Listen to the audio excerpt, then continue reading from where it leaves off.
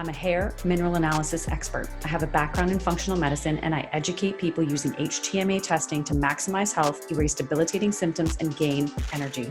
I'm a multi-time kettlebell sport world champion, and I'm constantly searching for high performance pros from all over the world to bring you this.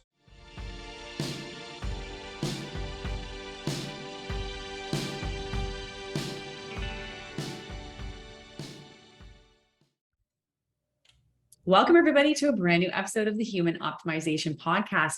And today I have Rachel Freiman here with us and share some amazing information that I think you guys are really going to love. And so she is the CEO of MindStrong Fitness, a lover of donuts, and the author of the best-selling book, Becoming MindStrong, The Truth About Health, Fitness, and the Bullsh that's holding you back. She's more than 15 years of classroom instruction, certification in personal training, sport nutrition, and behavior modification. Rachel developed MindStrong Fitness with an inside-out approach to focus on both physical and mental attributes in building healthy, sustainable habits. Welcome to the show, Rachel. Oh, thank you so much. This is going to be a fun conversation. I'm looking forward to it. It is. Oh my goodness. And so give our audience a little bit more background. Obviously, you know, CEO of MindStrong Fitness, kind of tell us where all that came from and how your life brought you to that point. Yeah, it is not an expected story. I actually started out as a musician. My background is in jazz. Yeah, that's what I went to school for. And I eventually started teaching middle school music after years of freelancing in New York. That life was fun, but gets old quickly. Yes. Oh my goodness. So as anyone who's ever taught knows, it is a crazy rewarding job and a crazy giving job. There's a lot of taking deep breaths, a lot of, giving to other people, not to yourself. Yes. So I started going to the gym just as a release at the end of the day. I needed something for me to release all of those deep breaths that I was taking. And it just became very organic. As I learned, my body started to change, my energy level noticeably increased. Nice. And I just had other teachers coming up to me saying things like, I wish I could do what you were doing, but I feel intimidated by the gym, or I don't know what to do when I get in there and I feel like everyone's staring at me. Yeah. So at this point, my business wasn't even a twinkle in my eye. I loved teaching. I didn't ever plan to leave. But I started telling them, listen, I'm going to the gym anyway after work. Why don't you come with me? Mm-hmm. And that moment changed everything for me. I jokingly reflect on it. It was almost selfish of me because the feedback I heard from these women was things like, I've avoided mirrors for 20 years and now I'm kind of checking out my booty as I walk by, or I feel like a better spouse and teacher and parent because of the confidence I'm showing up. And that was it. I was like, well, this is what I want to do with the rest of my life. I want to teach women how to, our program is called Ignite because I see it as reigniting that spark that we tend to lose as we get older and get into our routines. Mm-hmm. Yeah, that's fantastic. And such a great story just with regards to the fact it was like a light bulb, like so easy. This is what I want to do. And changing lives. That feels amazing every single day when you can see somebody build that confidence. And you know what? That's such a common story with people, especially women at the gym. Because you're so intimidated and maybe you don't know how to use the equipment. Maybe you don't know how to use free weights or whatever the case might be. And that can be really stressful and super intimidating. So I think that that's wonderful. And so let's talk a little bit about, because some of what you do is talking about living healthy with never dieting again. Yes. And I was like, never dieting again. That is it, because people get so hung up and then they restrict themselves so much. And then all of a sudden it swings the other direction. And now we have that yo-yo dieting that everybody's heard about for decades. And so let's talk about that concept and explain it and how that can help everyday life. For sure. This is actually the focus of what we do. A lot of women are shocked to hear me say that workouts are kind of optional. Like they're fantastic for your health. They're a great thing to do, but nutrition is 90% of this game. And it's also, unfortunately, the hardest part for a lot of women because they're sucked into the diet industry. And that's not their fault. That's the world in which we live. Right. But if there is one thing that I can drill into people's heads, it's that dieting is not designed to be sustainable. So if you study human psychology, Freud discovered something called the pleasure principle, which very simply means that human nature, as humans, we are designed to avoid pain and seek pleasure, but first and foremost, to avoid pain. So it doesn't matter if we're talking about physical pain, emotional pain. If we are in any sort of discomfort, sitting on a nail, bee sting, trying to live in a state of restriction, telling ourselves what we can and can't do, we are going to do everything in our power to get out of that state because it's discomfort. We are literally fighting our human nature. We go on these diets and we put our horse blinders on and say, I can't eat carbs, I can't eat fat, I can only eat these shakes, whatever it is. And then when we cave, we don't just cave, we binge, right? Because we've been living in discomfort for this long. And the thing that hurts my heart, this is where, you know, we went from one-to-one coaching to group coaching a few years back. Because what we found is that we would talk to women in New York and Saudi Arabia and London, and they were all saying the same things. Why do I lack willpower? Why can't I stick with this? What's wrong with me? And the teacher in me wanted to shout from the rooftops, like, there's nothing wrong with you. It's the system. It's not designed to be sustainable. Because if you learn how to do this without shakes and points and all the BS out there, well, now you're not buying into big business anymore. So the teacher in me, because I'll never consider myself a personal trainer, I've always considered myself an educator at my core. I started a business to do something very different in the industry, and that's to educate, to teach women that the way to make this sustainable is to stop dieting, to stop labeling foods as good, bad, allowed, not allowed.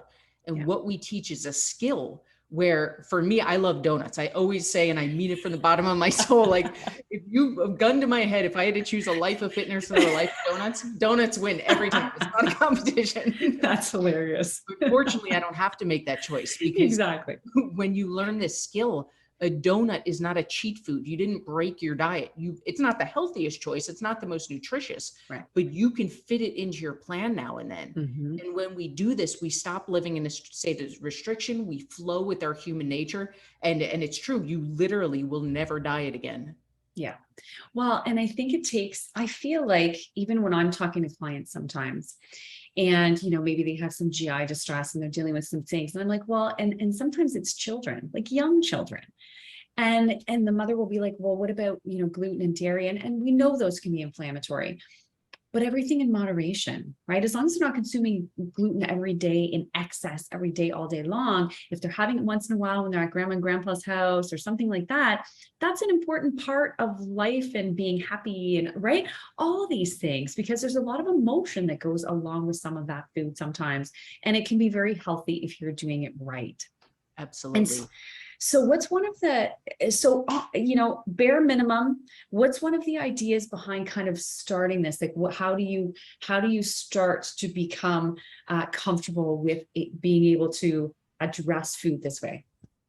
Yeah, you know, it's interesting. What I teach as a coach is so polar opposite of what people expect when they hear a health and fitness coach, right? They expect chicken and rice, do burpees till you throw up, all this stuff that kind of gets associated with this label.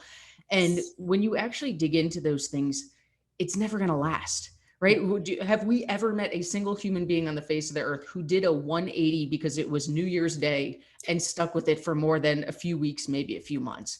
And the answer is no, because it fights against our human nature. So everything we teach, whether we're talking about nutrition and fitting those donuts or pasta or wine or whatever it is into your plan, or workouts, the key to me is always to learn how to do this in a way that flows with our human nature. And human nature says that we want to feel good, right? If something doesn't feel good, you're not going to keep doing it. And if you're doing something and it feels good, you're going to crave more. We don't need to work so hard because our nature's already set us up for that. So the problem is when New Year's Day hits, or whatever arbitrary Monday we've decided that it's day one. It's day one. It's day one. Here we go. And it has to be on a Monday, right? Of course. So we go into it 100%. We try to go from 0 to 1,000, clean eating, gym 6 days a week, this major life overhaul. And again, when we go back to the idea of being pleasure-seeking creatures, that's too much change. That's too much discomfort for our brains, and we're going to push back. So whether we're talking about nutrition or workouts or any aspect of health and fitness, to me, the key is always do the bare minimum, right? And that's kind of shocking. It's like, you're a coach and you're telling me to do the bare minimum. But there's science behind this, or there's psychology behind it. If you're right now going from work to your car to your couch, and your goal is to go from work to the gym 6 days a week, you might do it for a few days. But at some point, you're going to be so sore, you're going to be so tired, you're going to be so mentally fatigued from the have tos and shoulds that are replaying in your brain that you're not going to stick with it. Exactly. But if you decide, you know what, the bare minimum I can commit to when I feel into it and it feels light and doable and fun is a 20-minute walk 3 days a week. When you commit to that and you throw yourself a mental party every time you do it, what's happening from a physical, biological level is your brain is releasing dopamine and all those feel-good chemicals. So the next time we don't feel like doing it, it's like, wait a second, remember how good I felt after the fact? And we do it again, and we do it again. And because we're pleasure-seeking creatures, we're not just going to stop there and be like, oh, that felt great when I did it last week. I'm done now, right? I'm done now. We're going to organically say, what else can I do? What else can I do? And at this point, we stop trying to push that boulder up a hill and we become a snowball going down the hill of momentum. And this is how you look back 6 months from now and say, holy cow, I completely transformed my life. And that felt so organic because I didn't force it. And instead, we just flowed with our nature. Yes, absolutely. And a lot of this comes back to, so I mean, obviously having certifications in behavior modification, this comes back to mental mindset.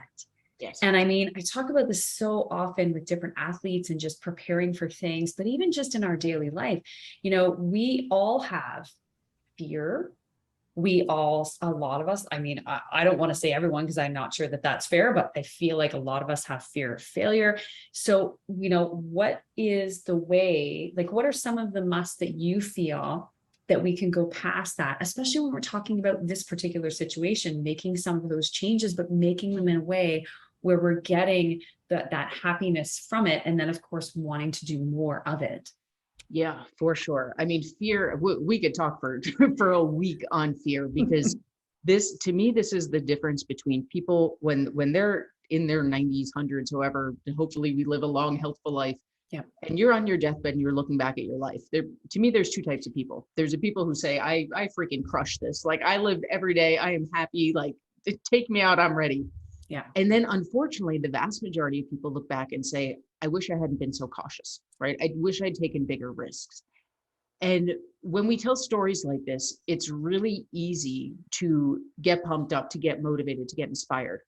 But the thing with fear is in the moment, it sounds like logic, right? When you're standing on the cliff and someone says, okay, now jump off. Of course, your brain's going to go, are you kidding me? Like in what world am I jumping off that? That's not logical. And it's going to tell you a million reasons why you should stay in your safety zone. Yeah. So whenever we go to do something new and transformative and outside of our comfort zone, it is biological. People who say, I don't feel fear, they are flat out lying, right? We all feel it to different extents, but it is biological that when you do something that is outside of your current experience, your brain sends signals in the form of fear. And it's that voice in our head that tells us all the reasons why we shouldn't do this. And it's not spewing random things, right? It all makes sense. It sounds like that logic.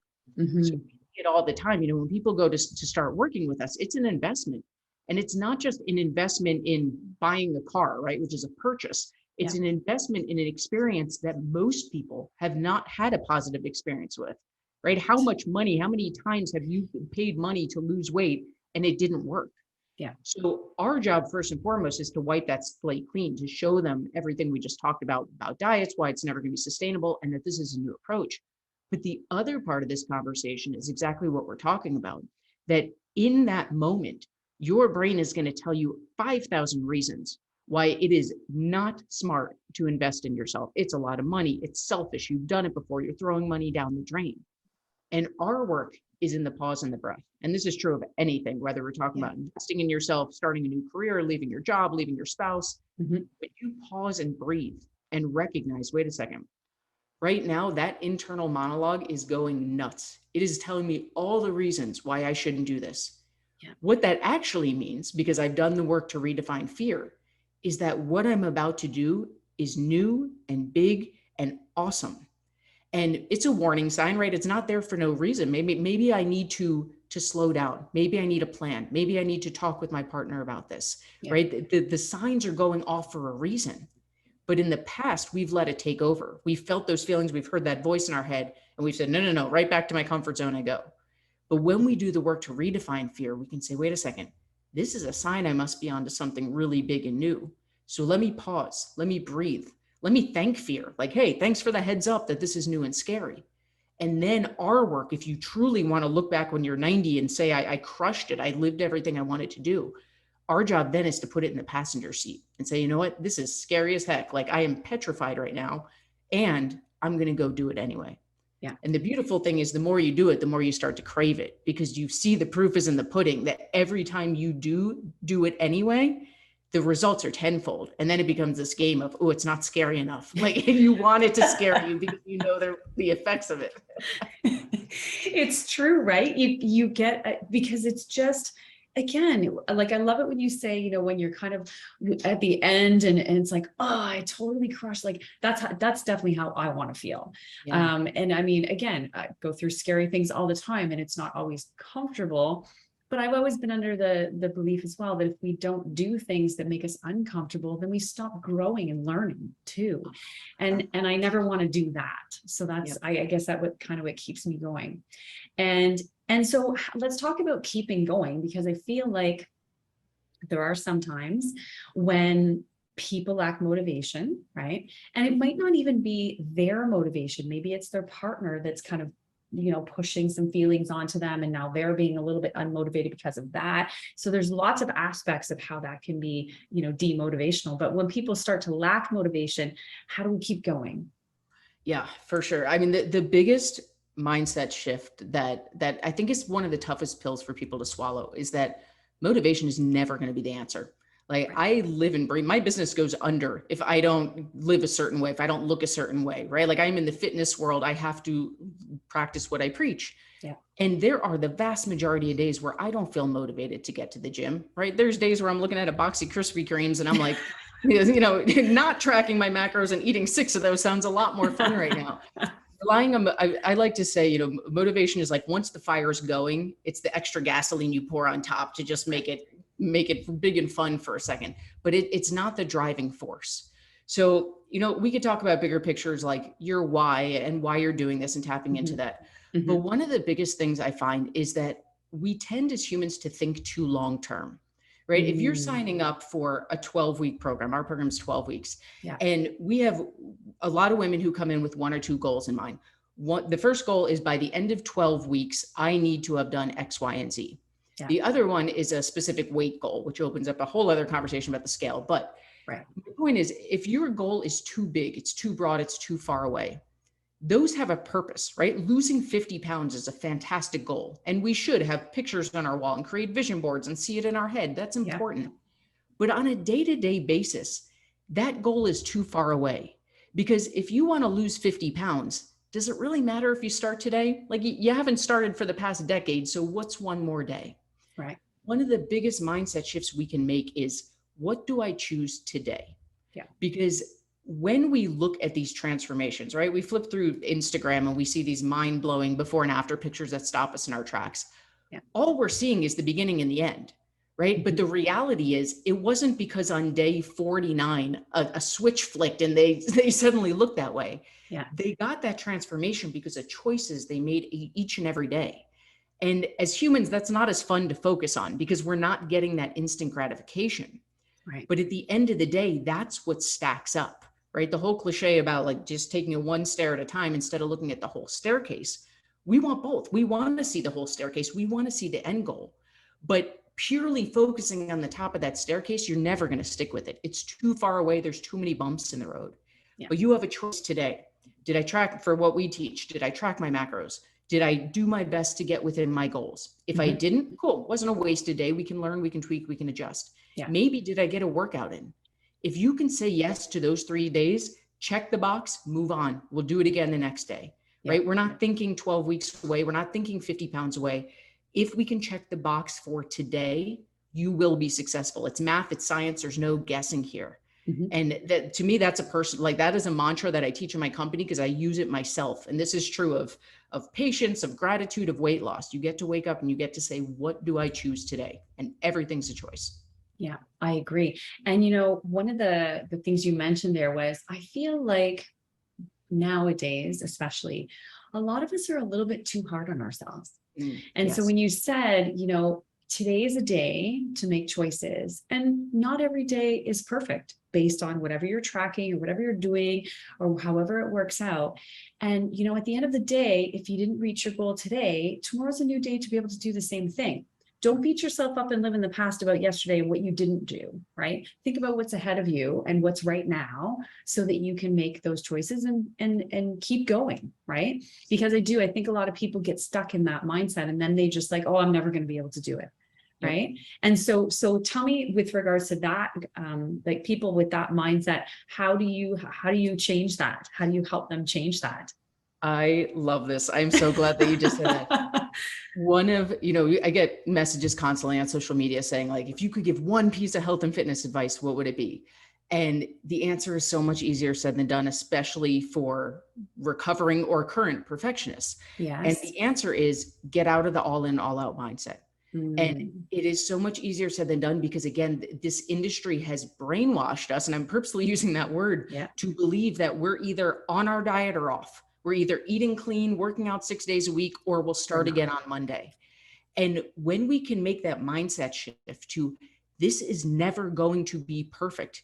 Arnold Schwarzenegger has a fitness competition named after him, and he's not perfect with this.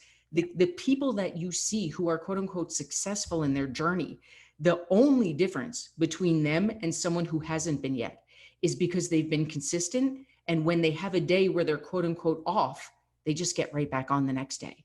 Right? If you go on vacation, if you just don't feel like it that day and you don't hit your macros, what we're so conditioned to do is, well, I'll start Monday, or I'll start next week, or I'll start when I'm back from this vacation, whatever it is. Yeah. And when you make that mindset shift of, cool, I made a choice today. I chose to house 6 Krispy Kreme donuts instead of tracking my macros. I have a bellyache, so maybe it wasn't the best choice, but tomorrow's a new day. Like I'm just going to get right back to it. And it's such a simple concept, but simple doesn't mean easy, right? Yeah. And that is the biggest aha moment we see when we work with women is giving yourself grace and understanding that there is no perfection here. Like nutrition labels themselves aren't even perfect. So it's arbitrary to sit there and try to do this perfectly. Exactly. Making progress, making better choices is the only thing you need to focus on. And on days you don't do it, you just get right back on. Well, and do you not think how do you feel about just this kind of theory? Because I mean, for me, what I think dieting is stressful. It's like we're rigid, we're again, you've got the blinders on, like you mentioned, and we're keeping, track of ourselves and we're being very hard on ourselves. And that puts stress on the body. Yes. And stress doesn't help us to be able to lose weight, for one, for sure. But I mean, everything else too.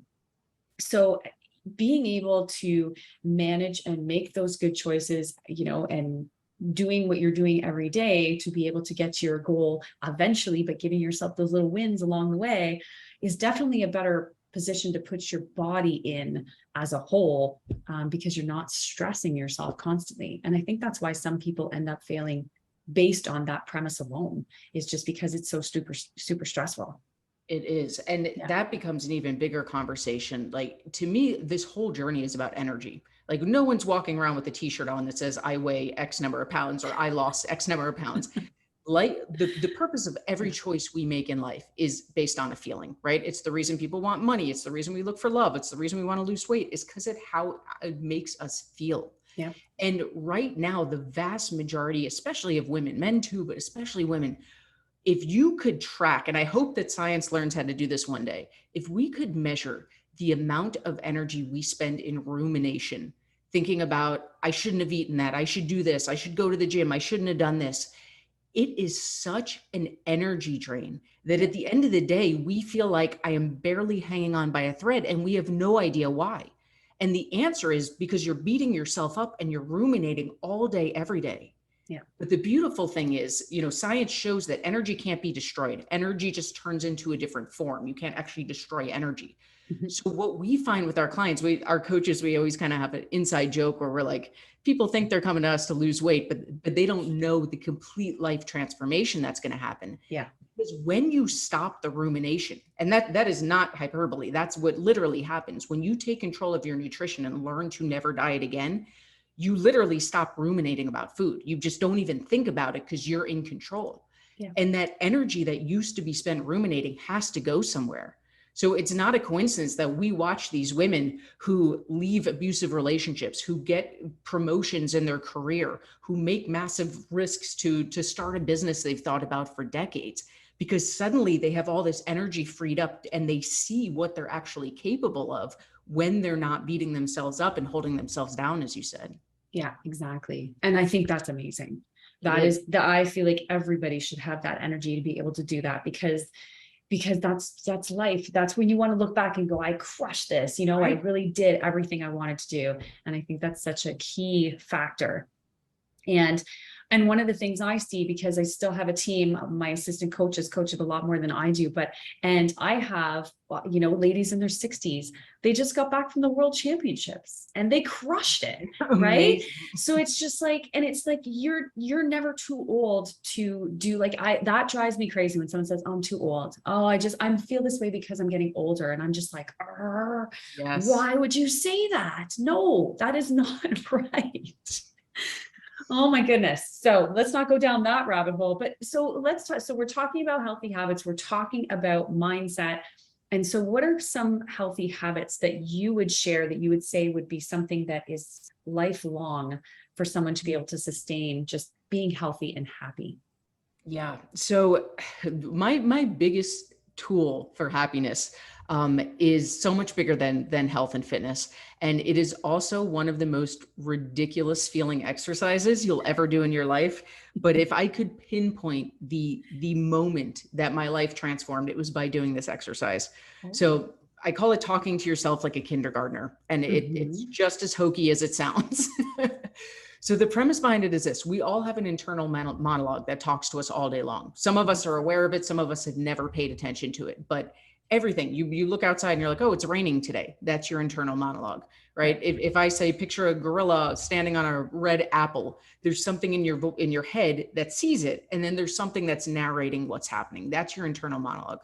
Yeah. Now, because of the human brain, because we are wired for survival, that monologue, if you haven't consciously done the work, which most people have not, because it's a new concept, unless you've studied it, that inner monologue is a raging jerk to you. It's constantly telling you what you should be doing, what you shouldn't, how you're not doing this well enough. And it is beating you up all day long.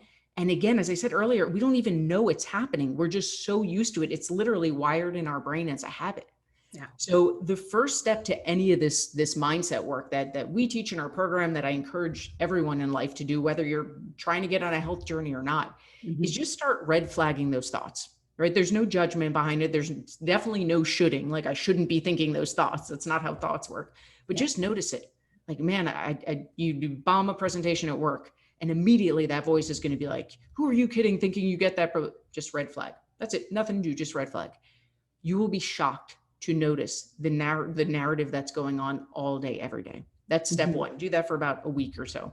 Yeah. Second week is going to be the most ridiculous exercise you've ever done in your life, because when you catch the thought, and you're not going to catch all of them because there's all day, every day going on. Yeah. You're going to pause and you're going to breathe, and you're going to picture a little 4 or 5-year-old girl coming up to you, sobbing her eyes out because she doesn't know how to tie her shoes, whatever the situation is. And you're going to think about how you would talk to that child, right? And you can use your own child, you could use a grandchild, you could use a best friend, you could picture a baby version of yourself. That can be powerful. And you're going to change that inner monologue to talk to yourself the way you talk to them. And it's going to feel ridiculous in the beginning. So going with the bomb presentation at work, right? Normally the thoughts are, you suck at this. Who are you kidding? Karen in accounting is so much better at this than you. You should just give up now. You pause, you breathe. Man, that did not go well, right? We're not here to sugarcoat that. It didn't go well. That felt terrible. Yeah. So I'm going to feel the feels. I'm going to acknowledge that there's work to do. And then I wonder what I could do. Maybe I could talk to Bob in finance. He seems to do really well with these presentations. I wonder if he would help me so that next time I feel more confident going into this, right? We didn't sugarcoat anything. We didn't pretend it didn't happen. Maybe you don't even come up with an action plan. But the difference is we stop that pounding that we typically do to ourselves. Yeah. And what happens is the first few weeks, this is going to feel ridiculous. You're going to be like, who am I kidding? This is not how I talk to myself. That's the point. Because the way neural connections happen in our brain is that every time we think a new thought or do a new action, a neural connection forms. And every time we repeat it, this stuff called myelin acts like cement, and it literally cements it into place. So with time and consistency, just like nutrition, just like with workouts, you are literally rewiring your brain to be your best coach. There's one caveat I'll add to this. Sometimes when I teach this exercise, people say, well, if I start being nice to myself, I won't be such a go-getter. And my favorite answer to that is unfiltered. If you think back to your favorite teacher in school and describe them, I've been doing this exercise for years. I've heard things like they set the bar high. They pushed me more than anyone else did. I have never heard someone say they were a raging jerk to me, right? They may have pushed you more than anyone else, but they also helped you to believe you can get there. Exactly. So the question I pose is, where along the line did we decide that as adults, we learn better any differently, right? Yeah. Being a jerk to yourself is not how you accomplish your goals. Training your inner monologue to be your best coach instead of a jerk is how you reach those next levels. And that starts from talking to yourself like a kindergartner, from doing the mindset work. I love that. And you're right, because, there is such a huge part of how we think. And that can come from years of doing what we're doing. It could come from, learned ways of thinking. And mindset's not an easy thing to change. And, someone said something once and it kind of stuck with me, because I wasn't much of I was always kind of a go-getter and a bit of a perfectionist. Unfortunately, I feel like a lot of us are, but when I was younger, but one comment, because I didn't like to be out in sales. I didn't like talking, it wasn't really my forte at a young age. And someone said to me, when someone says no, that's just promotes an opportunity. It's not a no so that you can go back now and feel sorry for yourself with you not having been good enough to be able to get them to say yes. It's an opportunity for you to work harder and understand, how can I get better so that next time they do say yes. Yes. Right. And I found that to be very powerful for me. Yeah. And that's kind of what really got my mind going, thinking about, how to approach situations where maybe some people would feel that they've failed. And that's part of that failure and fear to a certain extent, because if we fail, now we're even more fearful to do the same thing if it was a presentation or what have you.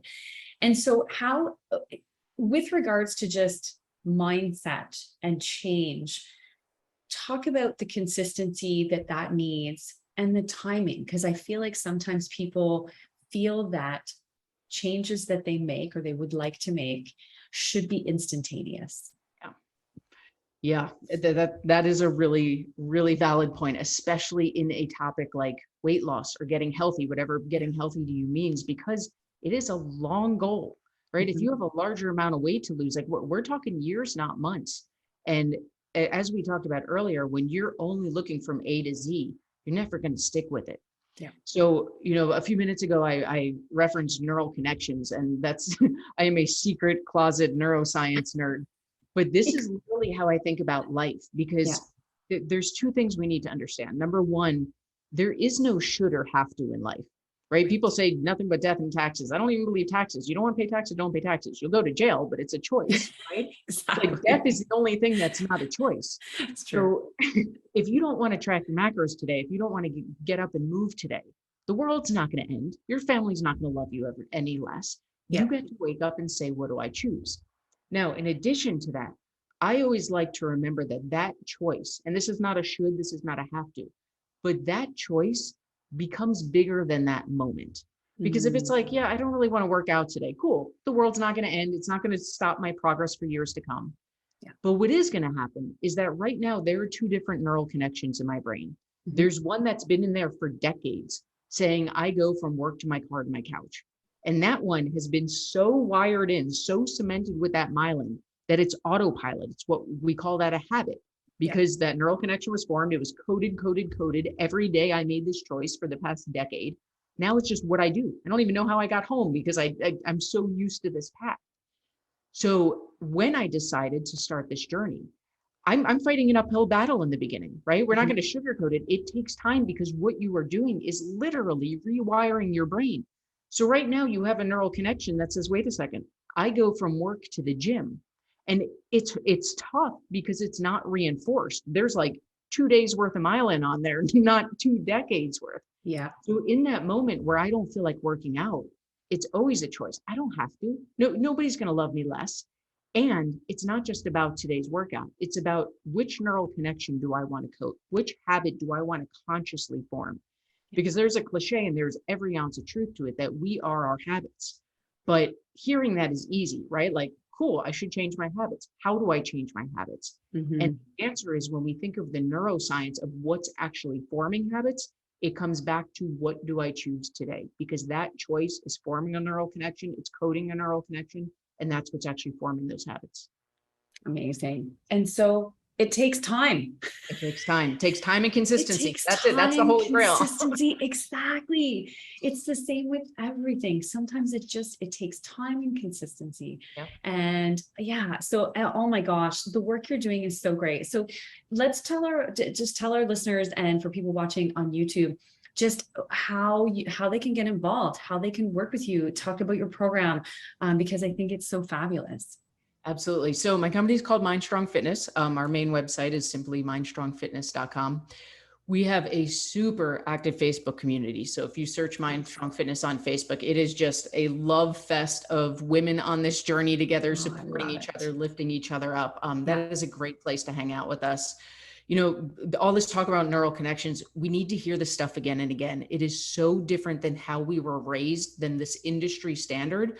So for that reason, we have a YouTube channel, MindStrong Fitness. I have a podcast called Becoming MindStrong. Nice. And the reason we inundate is exactly for that reason. Like this concept of never dieting again, we need to hear it again and again and believe that it's really capital T truth in an industry that's made us believe otherwise.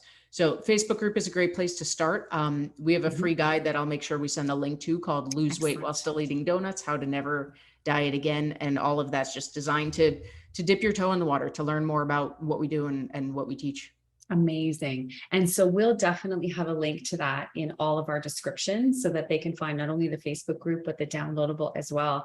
And so Rachel, oh my goodness, thank you so much for being with us today and sharing. I think I love what you're doing, empowering women, igniting their soul and changing lives, transformations.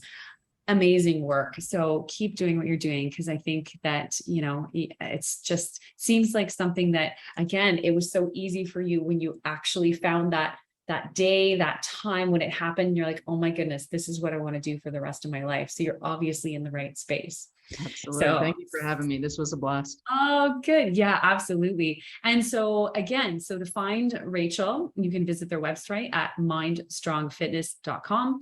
And of course, their Facebook group, and link will be in the description. Thanks for listening.